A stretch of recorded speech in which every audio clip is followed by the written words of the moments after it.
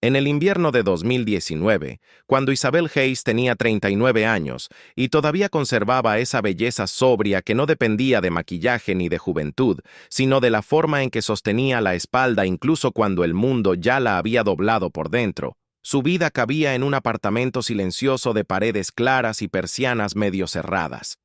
Había sido una arquitecta brillante, de esas mujeres que sabían imaginar luz donde otros solo veían concreto, pero en aquel momento apenas conseguía organizar sus propios días. 2 años antes, su exmarido, Graham Pierce, un abogado de 46 años, impecable, de canas elegantes en las sienes y una calma tan medida que resultaba inquietante, había logrado convencer al tribunal de que Isabel era mentalmente inestable. No solo le arrebató la custodia total de sus hijas gemelas, consiguió algo peor, algo que todavía la despertaba sobresaltada algunas noches, que fue prohibirle por orden judicial verlas, llamarlas o siquiera acercarse a ellas. Desde entonces, Isabel había aprendido a vivir con una ausencia que no era limpia ni aceptable, sino áspera, diaria, humillante, como una astilla enterrada bajo la piel que nadie más veía. La mañana en que todo empezó a romperse en otra dirección, el teléfono sonó a las 6:17, mientras la lluvia golpeaba la baranda oxidada del balcón con un ritmo fino y obstinado. Isabel estaba despierta, aunque no del todo presente. Llevaba meses durmiendo mal, levantándose con esa sensación de haber peleado toda la noche contra algo sin forma. Cuando vio el número desconocido, dudó unos segundos antes de contestar, apoyada en la encimera de la cocina, con una taza de café ya frío entre las manos. Del otro lado, una médica habló con la rapidez tensa de quien sabe que cada minuto pesa demasiado y le explicó que Sophie, una de las gemelas, había sido ingresada con sospecha de leucemia y necesitaba con urgencia estudios de compatibilidad para un posible trasplante de médula. Isabel no respondió enseguida. El nombre de su hija cayó dentro de ella con una fuerza tan antigua que casi la dejó sin aire. Durante 2 años le habían arrancado incluso el derecho de pronunciar esos nombres en voz alta, sin sentir vergüenza, rabia y hambre al mismo tiempo. Y entonces escuchó la frase que la devolvió de golpe a la vida de la que había sido expulsada. Tal vez ella era la única posibilidad real de salvar a su hija. Isabel tardó menos de 10 minutos en vestirse, pero en su memoria ese intervalo quedó grabado como una secuencia extraña, fragmentada, casi ajena. Sus manos, firmes durante años para trazar líneas precisas sobre planos complejos, temblaban al intentar abotonar una camisa sencilla. Se miró al espejo por un instante y vio a una mujer distinta. El rostro fino seguía ahí, los pómulos definidos, los ojos claros, pero había algo más profundo que no sabía nombrar, como si hubiera envejecido en un lugar que no se reflejaba del todo en la piel. No pensó en la orden judicial, no pensó en Graham, no pensó en las consecuencias. Había pasado 2 años aprendiendo a no cruzar ciertas líneas, a no hacer preguntas, a no acercarse a lo que más le dolía. Pero esa mañana, por primera vez, todo eso dejó de tener sentido. Salió del apartamento sin terminar el café, sin cerrar bien la ventana del balcón, sin revisar si llevaba las llaves correctas. Bajó las escaleras en lugar de esperar el ascensor, con el corazón golpeando de una forma desordenada, como si también él hubiera estado dormido y acabara de despertar de golpe. El hospital quedaba a 25 minutos en coche, pero Isabel no recuerda con claridad cómo llegó. Solo recuerda el momento exacto en que cruzó las puertas automáticas y el olor característico, una mezcla de desinfectante, plástico y algo metálico, le atravesó el pecho como un recuerdo físico. Era la primera vez en 2 años que estaba en un lugar donde sus hijas respiraban el mismo aire. Y ese pensamiento, tan simple, la desestabilizó más que cualquier acusación del pasado. Caminó por el pasillo con pasos contenidos, como si temiera que alguien la detuviera en cualquier momento. que todo aquello fuera un error que estaba a punto de corregirse. Si alguien que está leyendo esto ha llegado hasta aquí, tal vez entienda lo que significa volver a un lugar del que te expulsaron, sentir que cada paso es una mezcla de esperanza y miedo, y quizás quiera decir desde dónde está acompañando esta historia. Isabel no sabía qué iba a encontrar al final de ese corredor, pero por primera vez en mucho tiempo, no estaba huyendo. Estaba avanzando. La recepcionista no levantó la voz ni hizo preguntas incómodas, pero hubo un segundo en el que sus ojos recorrieron a Isabel con una curiosidad contenida, como si intentara encajarla en alguna historia que ya había escuchado por los pasillos. Isabel dijo el nombre de su hija con cuidado, como quien pronuncia algo frágil, y esperó. No tuvo que explicar demasiado. La llamada ya había sido registrada. Su nombre estaba en el sistema. Eso le produjo una sensación extraña, casi incómoda, como si de repente volviera a existir oficialmente en la vida de alguien que le habían arrebatado. Mientras esperaba que alguien la guiara, notó el frío artificial del hospital filtrándose por la tela de su camisa y pensó, de forma absurda, que Sophie siempre odiaba el aire acondicionado fuerte, que se quejaba bajito, sin hacer escándalo, como si no quisiera incomodar a nadie. Ese tipo de recuerdos eran los más difíciles, pequeños, íntimos, imposibles de probar ante un juez, pero imposibles de borrar. La médica que la había llamado apareció unos minutos después, una mujer de unos 40 y tantos, con el cabello recogido de forma práctica y una mirada directa que no se desviaba con facilidad. No sonrió, pero tampoco fue fría. Hablaba como alguien acostumbrado a navegar entre lo urgente y lo humano, sin perder del todo ninguno de los dos. Le explicó el estado de Sophie con palabras claras, sin adornos innecesarios. Los análisis iniciales eran preocupantes. La enfermedad había avanzado rápido y el tiempo era un factor crítico. Necesitaban evaluar compatibilidad genética de inmediato. Isabel escuchaba, asentía, hacía preguntas breves, pero por dentro sentía algo mucho más complejo que el miedo. Era como si todo el dolor acumulado durante 2 años hubiera encontrado un punto de salida y ahora presionara desde dentro, intentando romper una barrera que ya no era tan sólida. Cuando la médica mencionó que el padre también sería evaluado como posible donante, el nombre de Graham apareció en la conversación como algo inevitable. Y con él volvió una tensión distinta, más densa, más peligrosa, como si el verdadero conflicto apenas estuviera empezando. Isabel no tuvo que esperar mucho para verlo. Graham apareció al final del pasillo como si siempre hubiera pertenecido a ese lugar, con su traje oscuro perfectamente ajustado, el cabello gris peinado hacia atrás y esa expresión controlada que nunca dejaba ver demasiado. Habían pasado 2 años desde la última vez que estuvieron frente a frente, pero la sensación no era de distancia, sino de algo que seguía intacto, sin resolver.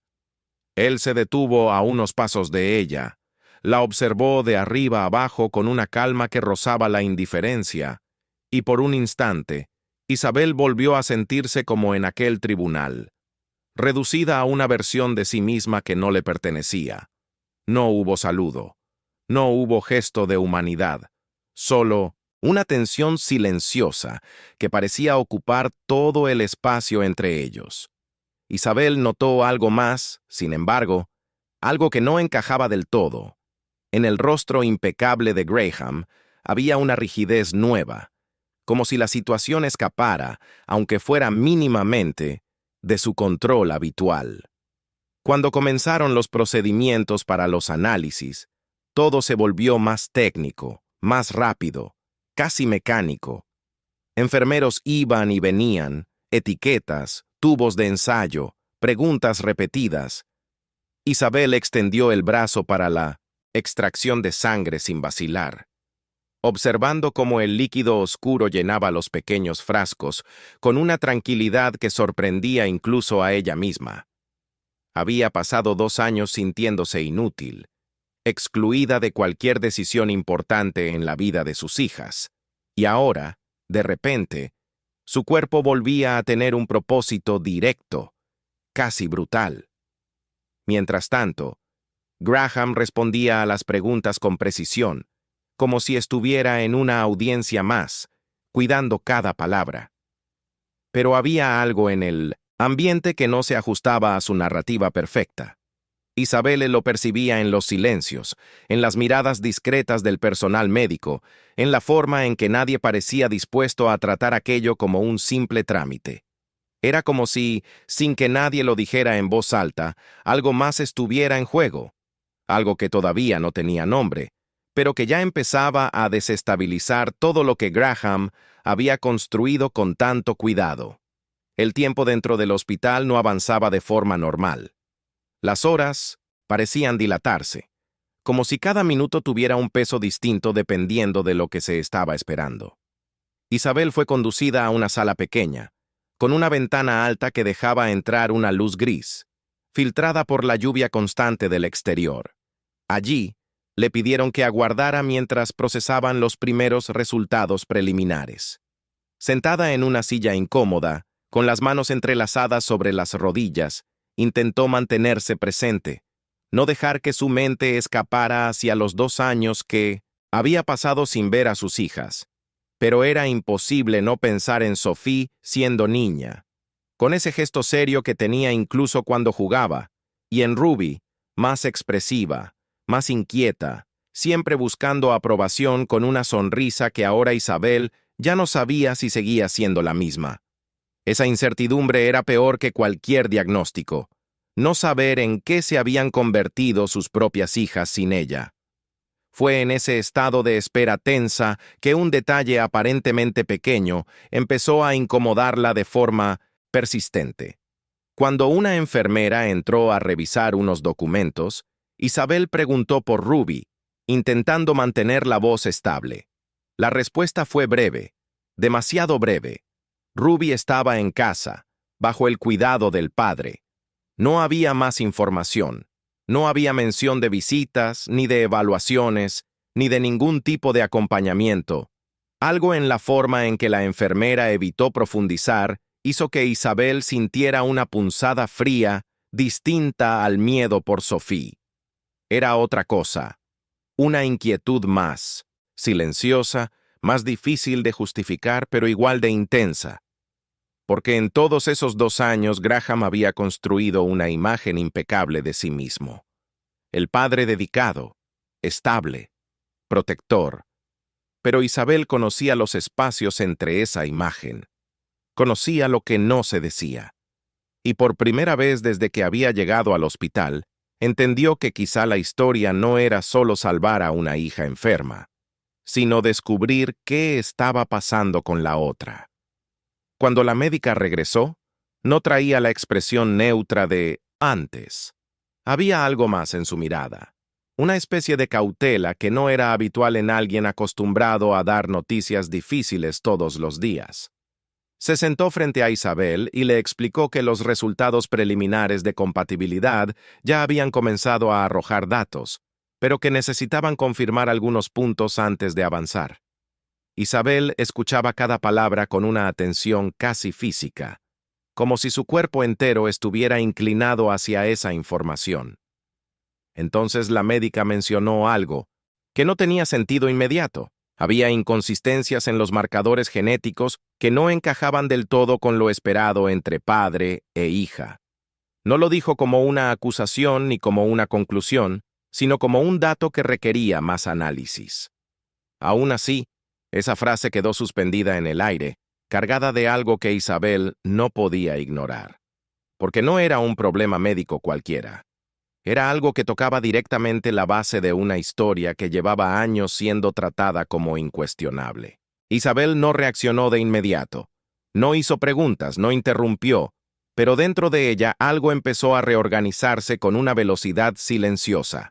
Durante años, Graham había sostenido su posición con una seguridad casi absoluta, como si su versión de los hechos fuera la única posible. Pero ahora, En ese cuarto frío del hospital, por primera vez había una grieta. Pequeña, sí, pero real. Isabel recordó una noche específica, enterrada profundamente en su memoria. Una noche que siempre había evitado analizar con detalle porque no encajaba en la narrativa que había intentado construir para sobrevivir. No era un recuerdo cómodo, ni limpio, ni fácil de explicar. Y sin embargo, ahí estaba, volviendo con una claridad incómoda, como si hubiera estado esperando este momento. Isabel no sabía todavía qué significaban exactamente esos resultados, pero entendió algo con una certeza que le recorrió el cuerpo entero. La historia que la había destruido podía no ser la historia completa. Graham fue llamado a la misma sala poco después, y la dinámica cambió de inmediato. Ya no era solo Isabel enfrentándose a un sistema que la había dejado fuera, sino ambos sentados frente a una verdad que empezaba a tomar forma sin pedir permiso. Él mantuvo su postura recta, las manos entrelazadas con precisión sobre la mesa, pero Isabel notó un detalle mínimo que nadie más habría percibido. El pulgar de su mano derecha se movía ligeramente, repetidamente, como si intentara liberar una tensión que no podía controlar del todo. La médica repitió la información con el mismo tono profesional, explicando que algunos marcadores no coincidían como deberían en una relación biológica directa. Graham no interrumpió, no cuestionó, pero su silencio ya no tenía el mismo peso seguro de antes. Había en él algo más denso, como si por primera vez estuviera calculando sin tener todos los datos. Fue entonces cuando la palabra confirmación apareció, seguida de la necesidad de realizar pruebas más específicas para descartar una condición extremadamente rara. Isabel no entendía todos los términos técnicos, pero comprendía lo suficiente para saber que aquello no era menor. Hablaron de probabilidades, de genética, de escenarios poco comunes que casi nunca se veían en la práctica clínica. Y en medio de todo eso, Isabel sintió una claridad extraña, casi dolorosa. Si alguien ha llegado hasta este punto de la historia, quizás pueda sentir esa mezcla de miedo y verdad que empieza a abrirse, paso, y tal vez quiera compartir esto o dejar una señal de que también está acompañando desde algún lugar. Porque lo que estaba ocurriendo en esa sala ya no era solo un tema médico. Era el inicio de algo que iba a desmontar años de certezas impuestas. Isabel levantó la mirada, cruzó por primera vez los ojos con Graham sin retroceder, y entendió que lo que venía no podía ser contenido ni manipulado como antes. Las pruebas avanzaron con una rapidez que contrastaba con la lentitud emocional con la que Isabel procesaba todo. Nuevas muestras, nuevos formularios, nuevas explicaciones que sonaban cada vez más específicas, más irreversibles. La médica regresó horas después con resultados confirmados, y esta vez no hubo rodeos técnicos que suavizaran lo que estaba a punto de decir. Explicó el fenómeno con un nombre que Isabel nunca había escuchado antes, algo sobre una fertilización múltiple con distintos padres en un mismo embarazo. Era raro, extremadamente raro, pero no imposible. Y en 1900, ese caso, según los resultados, Sophie no compartía el mismo padre biológico que Ruby. Isabel sintió que el aire cambiaba de densidad a su alrededor. No era solo una información médica, era una verdad que reescribía por completo una parte de su vida que ella había intentado mantener ordenada, coherente, explicable. Y ahora nada de eso encajaba como antes. Graham no habló durante varios segundos. Su rostro seguía siendo el mismo, pero la estructura de control que siempre lo definía empezaba a mostrar fisuras más evidentes. Finalmente preguntó algo breve, directo, casi mecánico. ¿Cuál de las niñas era biológicamente su hija? La respuesta llegó sin dramatismo, pero con un peso imposible de ignorar. Ruby. Sophie no. Isabel cerró los ojos por un instante, no por sorpresa absoluta, sino por la forma en que ese dato activó recuerdos que había mantenido encapsulados durante años. Aquella noche que nunca volvió a mencionar. Aquel momento en el que su vida ya estaba fracturada, pero aún no lo sabía. No era una traición en el sentido común de la palabra. Era más complejo, más humano, más confuso. Pero ahora ya no importaban las interpretaciones. Importaban las consecuencias. Y la más inmediata era clara. Graham ya no tenía el control total de la narrativa que había usado para destruirla. La médica continuó explicando los pasos siguientes, pero Isabel apenas podía procesar más de una idea a la vez. Había algo urgente, algo que no podía esperar a que ella reorganizara su pasado. Sophie necesitaba un donante compatible, y Graham, por razones biológicas, ya no era una opción. Eso cambiaba todo, no solo desde lo emocional, sino desde lo práctico. El margen de posibilidades se reducía drásticamente, y el tiempo no estaba del lado de nadie. Fue entonces cuando mencionaron la necesidad de localizar al otro posible padre biológico, no como una especulación, sino como una línea médica concreta. Isabel sintió cómo esa posibilidad atravesaba cada capa de defensa que había construido en 2 años. Porque ese nombre, esa persona, no era un desconocido cualquiera. Era alguien que ella había decidido dejar atrás sin explicaciones, sin cierre, convencida de que nunca volvería a formar parte de su vida. Recordarlo no fue inmediato ni suave. No apareció como un pensamiento claro, sino como una sensación primero, una forma distinta de calma, una presencia que no imponía, que no controlaba, que no exigía. Julian Reed. Tenía 42 años ahora, probablemente con algunas líneas más en el rostro, pero Isabel podía verlo con una precisión incómoda. El cabello oscuro ligeramente desordenado, los ojos atentos, la forma en que escuchaba más de lo que hablaba.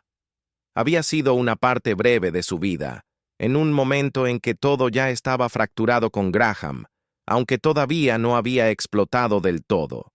No fue una historia perfecta ni planificada. Fue humana. Y por eso mismo, difícil de encajar en los relatos que uno construye para sobrevivir. Isabel no sabía dónde estaba Julian, ni si seguiría siendo la misma persona.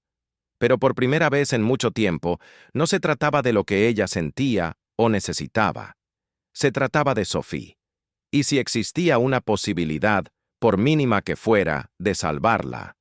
Isabel sabía que no tenía derecho a ignorarla.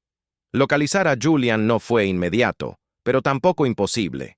Isabel, a pesar de los 2 años de aislamiento emocional, había conservado una especie de orden silencioso en su vida digital, como si una parte de ella siempre hubiera sabido que algún día necesitaría reconstruir algo.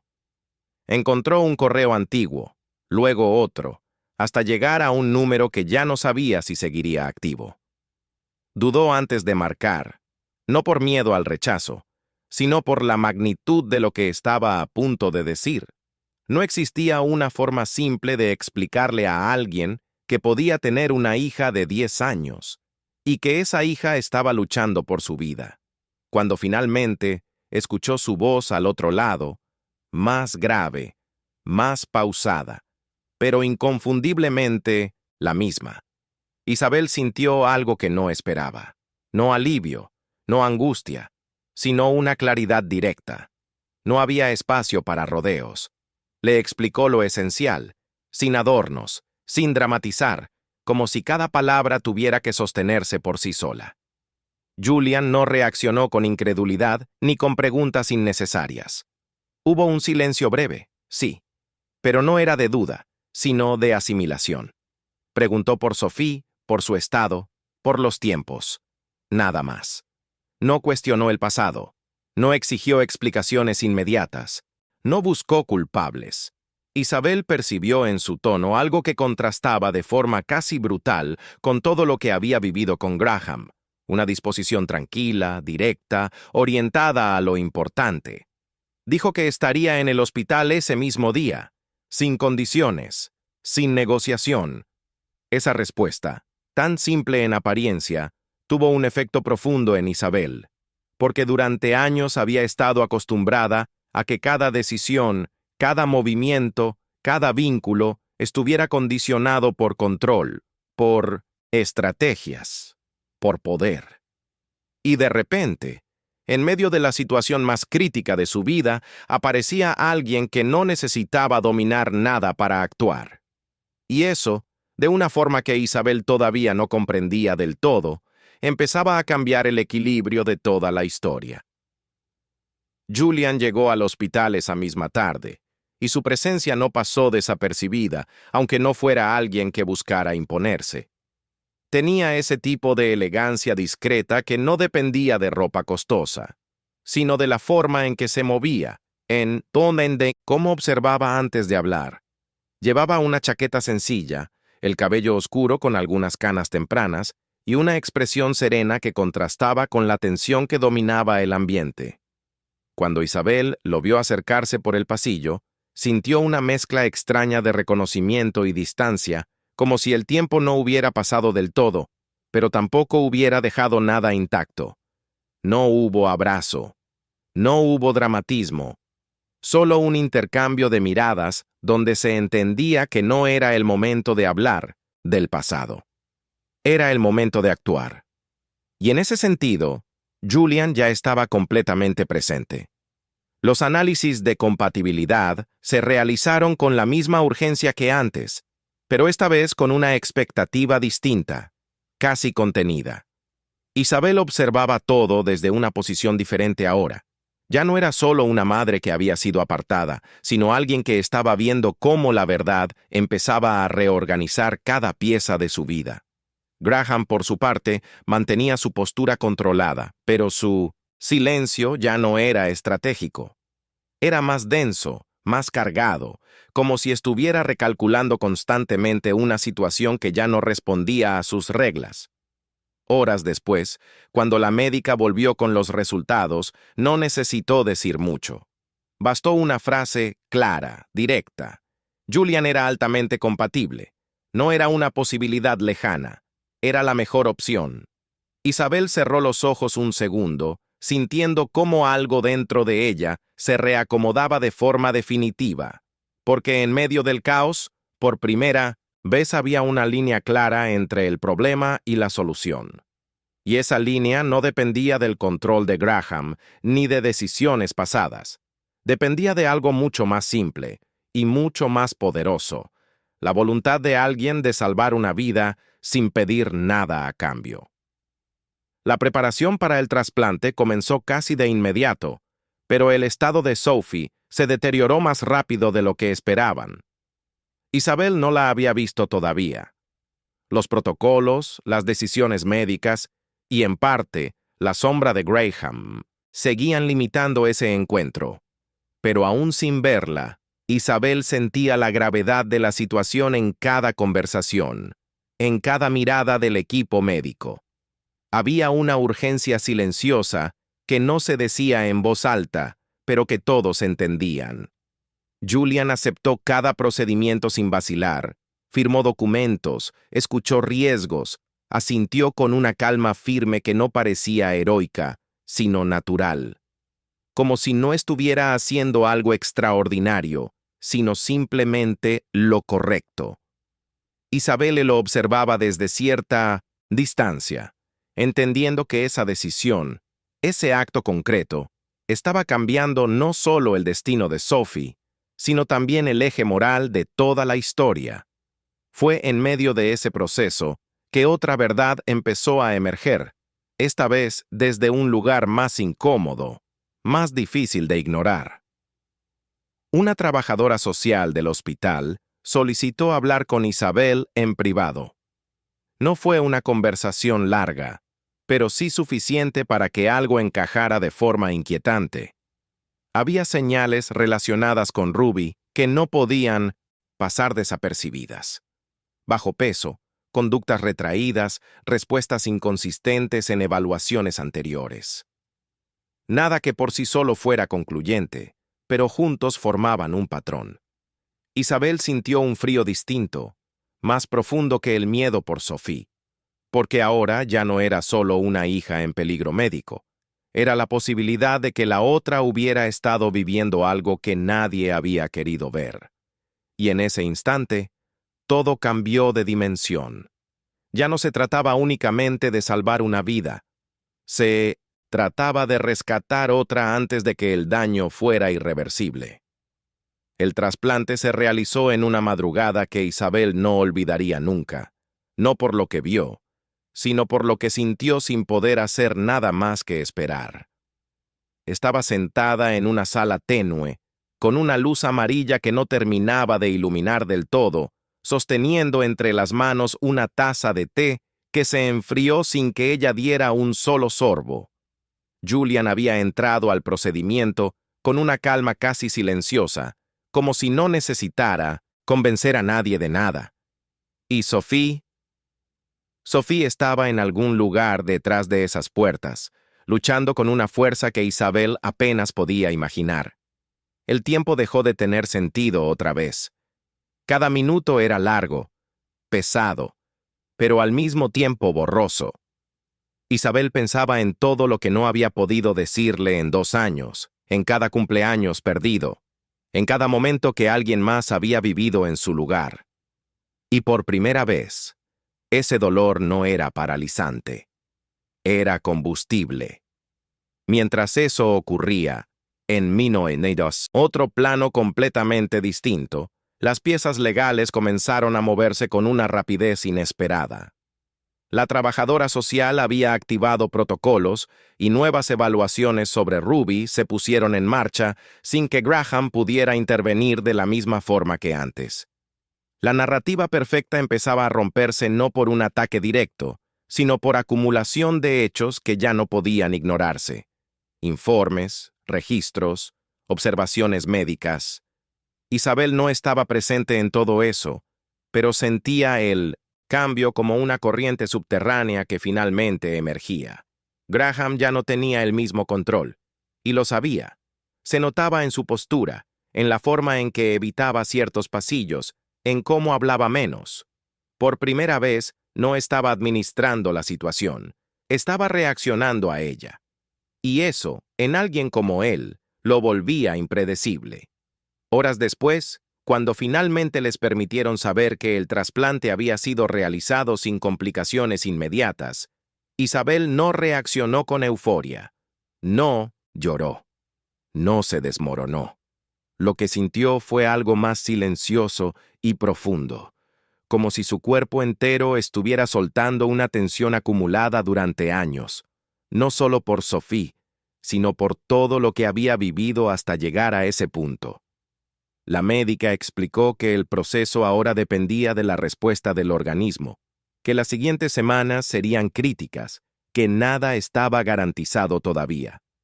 Isabel escuchó todo con atención, pero dentro de ella ya había cambiado algo irreversible.